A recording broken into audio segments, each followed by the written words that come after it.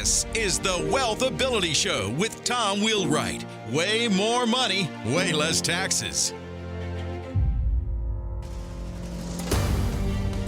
Welcome to the WealthAbility Show, where we're always discovering how to make way more money and way less tax. So one of the issues going on in the workforce right now since the pandemic really is burnout in the workplace, quiet quitting, all of these things that affect the productivity of our employees and our team members. And so how do you actually do something about it? How do you help your employees? How do you help yourself? Make sure you're not burning out. How do you help your employees? What can we do to build a better organization and do those things? And those are things we're going to learn today. So stay tuned. I think this is a really important podcast. We have an expert, Jennifer Moss, on here, who is one of the world-renowned experts on handling burnout and handling particularly from an organizational standpoint. So Jennifer, thank you so much for being with us. And would you give a little of your background and why you're talking about this? Yeah, I started in this space around workplace culture and well-being, I don't know, quite a while ago, maybe about 15 years ago, and started to look at psychological fitness and happiness at work, and came to understand that that's helpful if we are in a place of optimization. If we're feeling good already, or we're neutral, we're open to, being more optimized, more self-care, more, again, psychological fitness, and focusing on social emotional intelligence, all those things I was really, really geared up to try to bring to workplaces. And then suddenly I realized all of that is ice cream for people that need water. I mean, when you are really stressed out and you're dealing with chronic stresses and the root causes of burnout are things that you can't control, then we need to tackle that first before all of this sort of well-being, perk and these tactics are not helping. So we need to actually make them help by working kind of in that first phase a little bit earlier. And that sort of brought me to where I am now, where I joke I was the happiness expert. Now I'm the unhappiness expert. So, but it's all part of the overall goal, I think. That's awesome. That's awesome. Okay, so we'll go to that. So you talk about root cause. So what do you see as the root cause of what's going on? Because this is like we were talking before earlier, this quiet quitting, which to me is a form of burnout, right? It's just response. It's like, I'm not engaged anymore, so I'm going to do the least amount possible while keeping my job because I still need the paycheck, but I don't really want to do what I'm doing, and I'm not really motivated to get a different job because there I might actually have to work. And so what's the root cause here? What are you seeing? I think you've articulated it perfectly. I mean, we are sort of blaming the individual for quiet quitting, like that they're just some bad actor that doesn't want to show up to work, or they're being lazy. And yet, when you look at the data, the workforce is extremely burned out. They're so exhausted. This has been an unsustainable environment for them to work in. The fact that we're working 30% more to hit those same pre-pandemic goals, but then we're still in growth mode, innovator die sort of mentality hasn't left the building, even though we are working at a pace that we can't work at. We haven't had time to recover. So really, when you look at the root cause of burnout, the leading cause of burnout already, and this was defined in 2019 when the World Health Organization actually identified burnout as an occupational phenomena and added it to their international classification of diseases. So that happened, and there's 6 root causes, but overwork is always the leading cause. And so it makes sense that after having unsustainable workloads, people are saying, I'm burned out. I need to kind of remove some sort of, or create some sort of boundary so that I can remove this pressure to continue to be working at this pace that I just can't actually survive at this pace anymore. And so it just becomes a tool in the toolbox that employees are using to sort of prevent their own kind of hitting the wall. Interesting. So I saw an article in the Wall Street Journal the other day that was about doing the goal should not be doing more. It should be for employees actually doing less.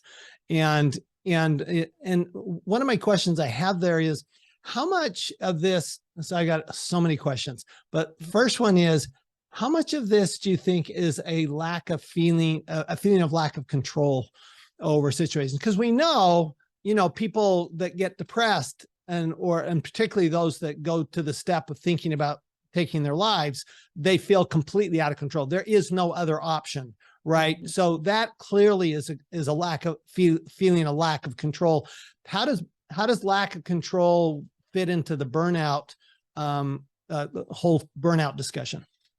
Well, I mean, you have obviously been well read in the literature and research around burnout, because lack of agency is actually another one of the root causes of burnout. And that lack of agency skyrocketed inside of the pandemic because all of a sudden, for managers, for example, who are really chronically stressed and burned out, they're the ones sandwiched between objectives and Sure. also their team. They're in that role where they have no choice. They just have to keep pushing their team, even if they don't want to.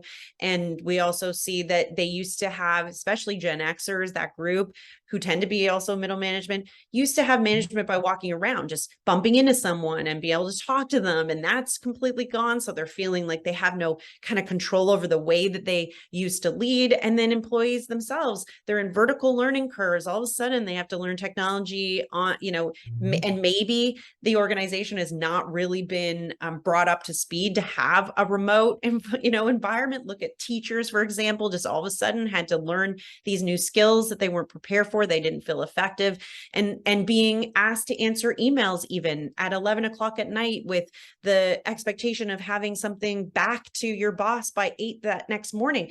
All of this feels like there's no control, and the hours just keep moving, and we're not seeing rewards or recognition for that effort. And then now people just say, okay, I'm going to just get some control back and get some agency back, and I'm going to start quietly quitting, or I'm going to quit entirely.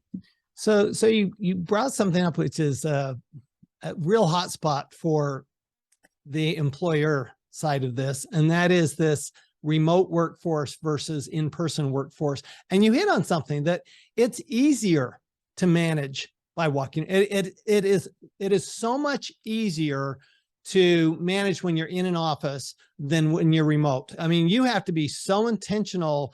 We had this summer, and I had my partner in my CPA firm, who typically runs the show, was out on maternity leave.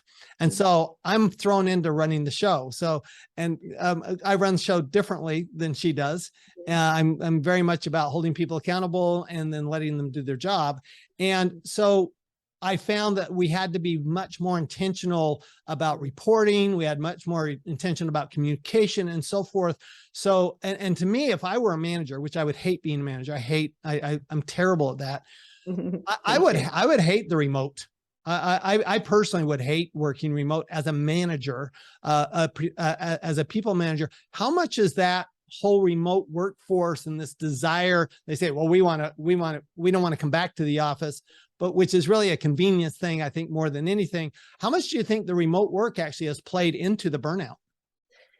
Extraordinarily, high impact on the connectedness, on the ability to lead, on morale, on culture. Is this strange way that we're doing RTO, like remote work? The problem isn't necessarily that people are working remote. The problem is that we have the wrong idea of what the post-pandemic office experience looks like. And so we've thought that hybrid, we think that hybrid is some sort of formula that's been defined now as 2 days in and 3 days out, whatever that looks like. The thing is that hybrid is whatever we make of that. Hybrid means a mix of different ways of working and different modes and different spaces. And so we need to reimagine what the office of the future looks like. And that means, okay, maybe in some organizations that I've spoken to, OpenText is an example of this, and some of their teams that can be working remote. Instead, they have them come in once a quarter for, say, 4 or 5 days to have really good bonding and connection. And then they go off and work on very, projects that can be individually led. And then it's more about creating what works for a certain team. One call center had people come in when they were onboarded. They would do a 1 month straight of just collaborating, working together, learning from each other, doing the work together, and then going off again, and then sort of kind of updating their their collaboration every single quarter, once a year. And then some people do come into the office and they're looking at this differently, where they come in and it's about work sprints. It's about team building when they're there. It's less about coming into the office just to be on Zoom again, for the whole day, where they are commuting now to come into work and they're feeling angry about that and they're still just as isolated. So I think we need to look at this as, what is work in person? How is it different because of the pandemic? How is it different because now employees have a frame of reference and they like the flexibility? Can it be core hours? I mean, there's a million different solutions, but right now we're sort of focused on just jamming the toothpaste back in the tube, and people are saying, that's not what I want. And the reporting piece, we're just making people work in their pajamas. They're in the, these pajama hours that we're creating by having more reporting, more one-on-ones for managers, because they have to see, individuals for these periods of time. All of this is just not really working. It's a failed experiment. So what I suggest is let's figure out a new path around this whole idea of the remote work, strategy. All right. So I'm going to challenge you on this one. So, okay. So give us like 3-4 things that the owners, particularly the employers, should be looking at when they contemplate this return to work, when they contemplate this, whether it's, some people working away, some people in, when are they in, what should we be looking at? I think we also need to separate different groups. Some people we're not going to tell teachers that they're able to have this kind of, Right. work remote, or, certain sure. individuals, certain sectors don't have that capacity, but most knowledge-based, companies where you could be in person and you could be remote, that's where you start to think of which groups need to be in person and when they're remote. But I think the goal is that this idea of so much flexibility where people can choose when they come into work, when they're working, I actually don't think that that's the best strategy. I think we need to say, you're coming in at the same time for a certain amount of time per week. We leave our meetings that are collaborative meetings to those days where we actually can see each other in person, instead of having meetings that are, are virtual meetings. Right. They're not working. People are tired. They're exhausted from being online. So make that the time that we are connecting. Make it so that if people do want to have the ability to have their own individual work done, that there is space for that. Like there are offices where people can go into, but there's a lot more shared space. Make it so that there's core hours. You don't need to be there in that heavy commute time. Think about having people come in from that 10 to 4. They can, work at home until they come in where we can be together. Why force someone into this time, these box times where everyone's on the road? I mean, that's not healthy. And then start thinking about, using outdoor space more. I keep saying, like, we're inside of these spaces so much in our home. Hewlett Packard is a great example where they've built so many more meeting spaces to be used in their outdoor environment. I guess, in Minnesota in February, that's not going to necessarily be great, but we can create more environments where we're meeting outside, where we're connecting outside, where we're doing walk and talks instead of sitting. I mean, there's so many different ways that we can be thinking about how to use the office differently. Also, Hewlett Packard is sending people home with food instead of having chefs on site, where it's not life on site camp, on campus. Instead of having chefs there, they have these takeaway kits for them to either make with their family or cook for their family. I mean, these are kind of neat ways of thinking of how we've changed. Let's meet people where they're at now after facing our mortality for the last 2.5 years. That's a lot to unpack there. That's a lot to unpack. Okay, so return a little bit about this idea of control.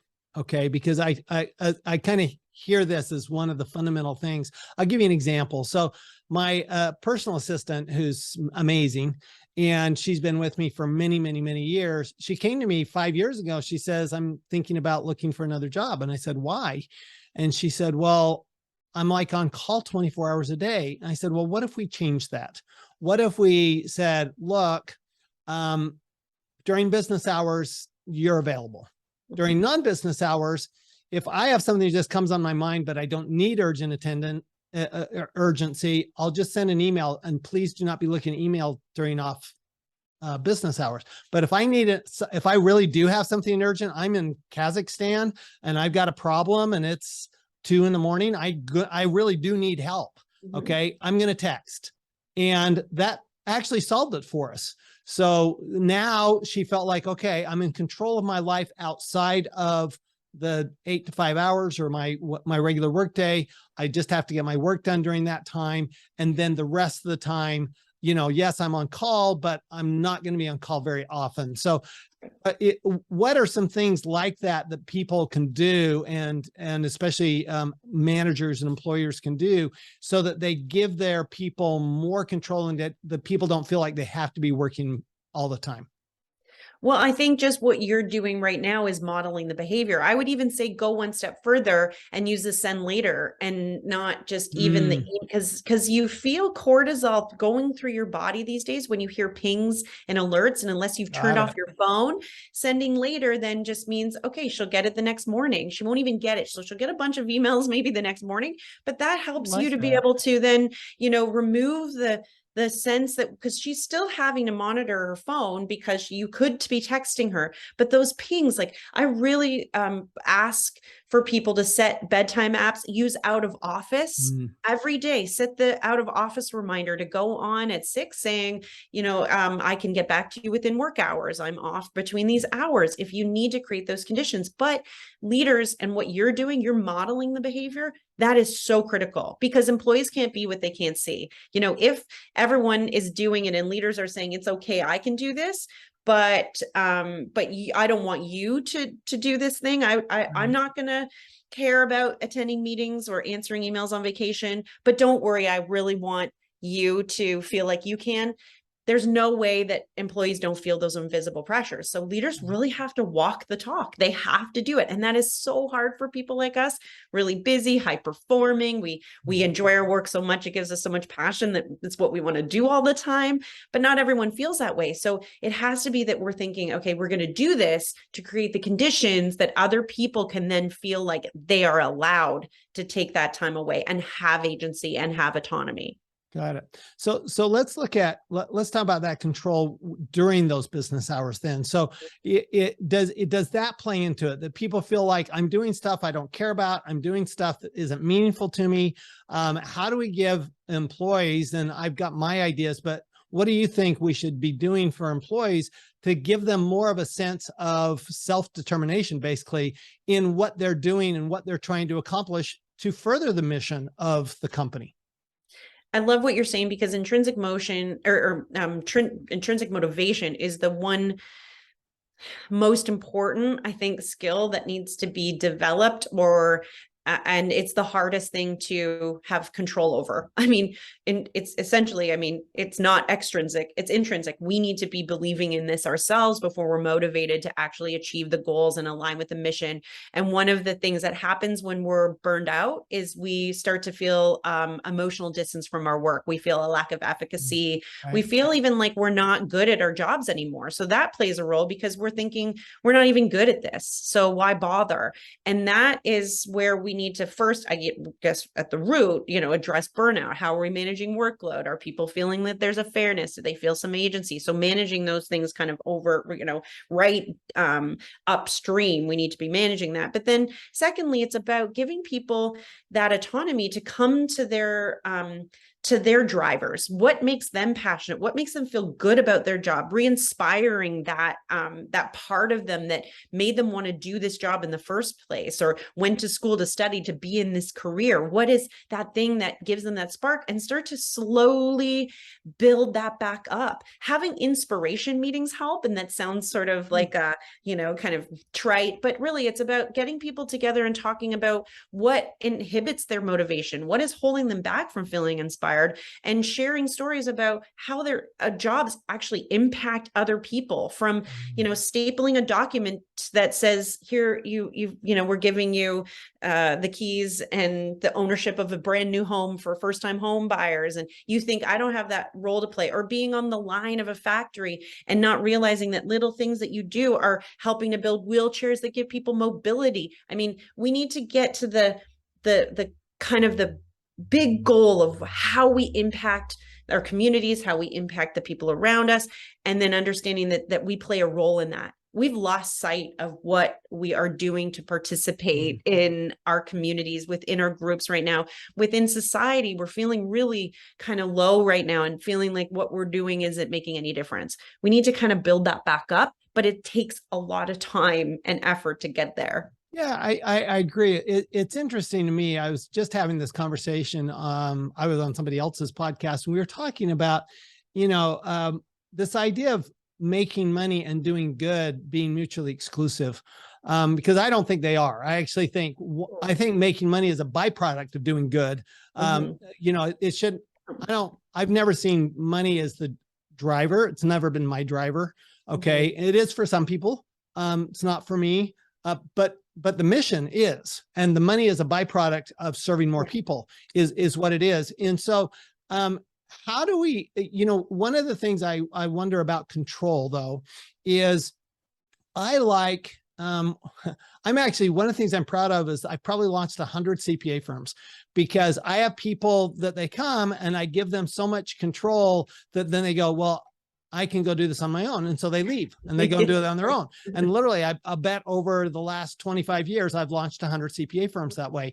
And I'm proud of that. I think that's good. Although I think a lot of my CPA owner friends would go, well, wait a minute, you keep losing people. I'm going, what I'm doing is I'm letting them go off and do higher and better use, than being an employee. So how do you give people, what do you think about the idea of giving people more control over how they do their job?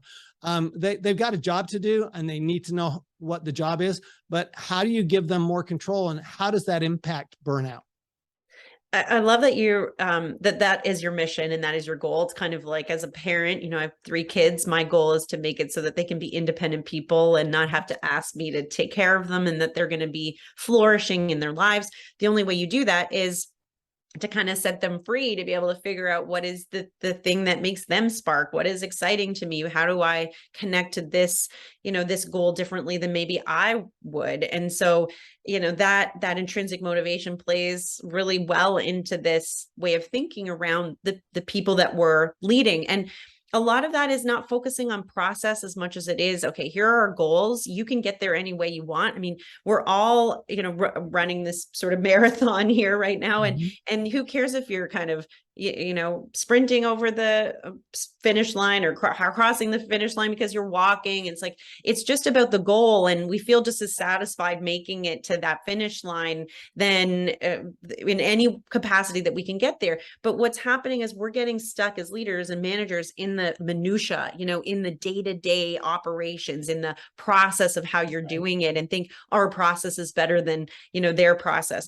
And you can't connect to the goal if you're being told all the way through how to do it. You don't feel as connected. And so it's around job crafting, giving people this ability to kind of change the way that they think about the goal, what their 5-year strategy is, what is this going to do for them, and what they see this job as it could be totally different than someone else on the same team. So figuring out what makes people tick and what their final goal is, and working towards that all in different ways, but inevitably getting to that same, mission. Or it's harder for leaders and managers to manage that way because, it's nuanced, it's personalized, and it takes a lot of active listening and, figuring out what makes people spark. But in the long run, it's actually more effective and efficient because you just have to do more front end work of getting to know people better. And then they will actually work harder, faster, be more productive, be more engaged, more likely to stay if you do that front end work. So then that kind of gives you that bandwidth to be more creative and get that time back as a leader and a manager that actually, if you don't get, you burn out too, because micromanaging and managing process is one of the leading causes of burnout for middle managers. Interesting. So my final question for you is, how do you get comfortable giving up that control of that micromanagement? Because I think that's really hard for people. I see it in some of my managers. It's easy for me because I don't want to do it anyway. So I'm just lazy. And so I just want you to do it. And it's okay to fail. So it's okay for me if you fall on your face, because that's how a 1-year-old learns how to walk, right? 3-year-olds learn how to speak, 3-year-olds learn how to speak because they're constantly, we can't understand them, but they're just trying, and they keep making mistakes. Human nature says that the more mistakes I make, the more progress I make. So how do managers and employers, how do we get out of that mindset that we need to control? Because actually I find a lot of freedom in not controlling and letting them do their job. So how do you kind of get there? How do you get people there? I love that you're saying that, because managers, what I keep hearing anecdotally and just through our research, is that they feel like because it's on their shoulders to show these metrics or these goals of accountability, they don't want to risk other people, within their management making those mistakes. So then they are on the hook. And that is something that we need to be thinking about, because you hear this all the time, like cover your ass is something that's been around for a really long time. And a lot of that is because people are feeling like they're responsible for failures. And even though they want to give that kind of that kind of leeway to their team, then they're worried about the repercussions of that. So it has to be culturally where we all say, okay, here is how we're going to be flexible within, your objectives, and being transparent and open, saying, there's some people on my team that just need to have the ability to kind of try and fail. And I want to give them that space. So that might mean that this is going to be what happens within this project. And I need to make sure that I create space around that time. Do I have to hit a goal by a certain amount of time? Well, can we have some space in there to have some trial and error? And that is how we have to do it. Again, I always talk about burnout as an ecosystem problem to solve, but it's the same way with anything within culture. Things can't just happen at one layer. It needs to be that every layer is putting in the space for people to have what I call is a culture of try, because I don't like that term failing forward. It's about a culture of try. And you can't have a culture of try, which is essentially innovation and innovative thinking, if you don't give people the ability to fall. And that means everyone is protected in that culture of try. Yeah, we actually have one of our core values is break it. I want people to break. I want things to break, because they only get better if we break it. And that's kind of who we are. We're trying to break an entire profession. So I love what you're doing. If we want more information on this, where would we go to find more from you, Jennifer? Well, just to the website. There's a bunch of other stuff on there, blogs and articles and stuff, but it's jennifer-moss.com. Excellent. Jennifer-moss.com. It was great being with you. And thank you so much. Just remember, everyone, that, we're building a business, whether we're doing it through real estate, whether we're building a real estate investing business, whether we're building an online business, whatever kind of business we're building, we do have to recognize that the more our employees feel like they have control over their life, the more that we can let them be successful, we're going to make way more money. And in the end, we're going to make way more money, pay way less tax. Everything works well. Thanks, everybody. Thank you, Jennifer. We'll see y'all next time. You've been listening to the WealthAbility Show with Tom Wheelwright. Way more money, way less taxes. To learn more, go to WealthAbility.com.